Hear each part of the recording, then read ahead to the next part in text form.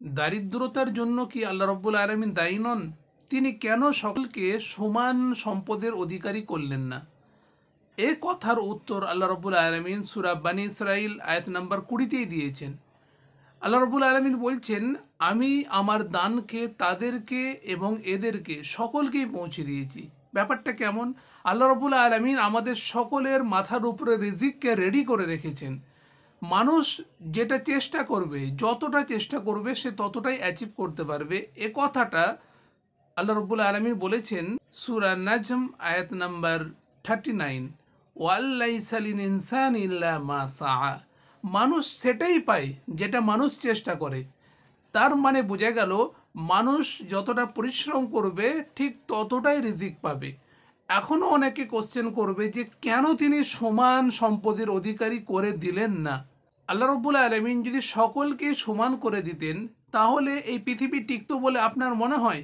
মনে করুন প্রত্যেকটা বাচ্চা জন্মগ্রহণ করার পরে পরেই সকলকে একটা করে টাকার মেশিন দিয়ে দেওয়া হলো যে তাতে চাপ দিলেই টাকা বেরিয়ে আসবে।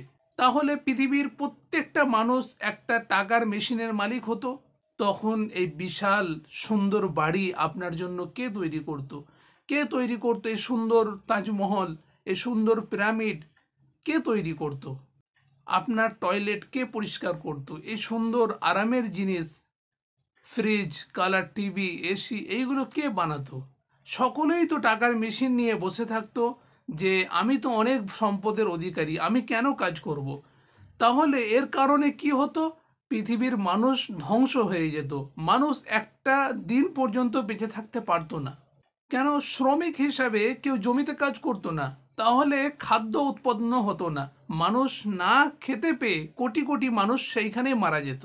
আল্লাহ রব্বুল আলামিন এটা খুব ভালো করেই জানেন যে পৃথিবীতে মানুষকে পাঠালে পৃথিবীর ভারসাম্য ঠিক রাখার জন্য মানুষের মধ্যে কিছু ভেদাভেদের প্রয়োজন রয়েছে। সেই জন্য তিনি কিছু ভেদাভেদ তৈরি করে দিয়েছেন। কাউকে দিয়েছেন অসাধারণ মেধা, কাউকে দিয়েছে অসাধারণ শক্তি, কাউকে করেছে কানা, কাউকে করেছে বোবা, কাউকে করেছে প্রতিবন্ধী। আল্লাহ রব্বুল আলামিন জানেন পৃথিবীর ভারসাম্য টিকাতে গেলে এই সামান্য ভেদাভেদ আমাকে করতেই হবে, না হলে এই পৃথিবী ধ্বংস হয়ে যাবে। সূরা বনী ইসরাঈল আয়াত নাম্বার 21-এ আল্লাহ রব্বুল আলামিন বলছেন, উনদুর কাইফা ফাদ্দালনা বাযহুম আলা বাদ। আমি একজনকে আরেকজনের মর্যাদার দিক থেকে উঁচু করেছি, যেটা আমি এক্ষুনি বললাম। যদি এই ভেদাভেদ না থাকতো পৃথিবী শেষ হয়ে যেত। ওয়ালাল আখিরাতে আকবার দারাজাত, পরকাল তো নিশ্চয়ই মর্তবার দিক থেকে শ্রেষ্ঠ। ওয়া আকবারু তাফদীলা, এবং ফজিলতেও শ্রেষ্ঠ। আল্লাহ সুবহানাহু ওয়া তাআলা এই কথাটা সূরা যুখরুফের মধ্যেও বলেছেন যে মানুষের মধ্যে আমি কিছু মর্তবার দিক থেকে ভেদাভেদ করেছি যাতে করে একে অপরকে তারা সেবক হিসেবে পায়। সুবহানাল্লাহ। এটাই হচ্ছে আল্লাহ রাব্বুল আলামিনের থিওরি। তিনি জানেন পৃথিবীকে টিকাতে গেলে এইটা আমাকে করতেই হবে। দেখুন প্রত্যেকটা আয়াতের শেষে আল্লাহ রাব্বুল আলামিন বলছেন আখেরাতের কথা। মানে দুনিয়াতে আপনি কম পাওয়া মানে আখেরাতে কম পাবেন, এ কথা সম্পূর্ণ মিথ্যা বা ভ্রান্ত কথা।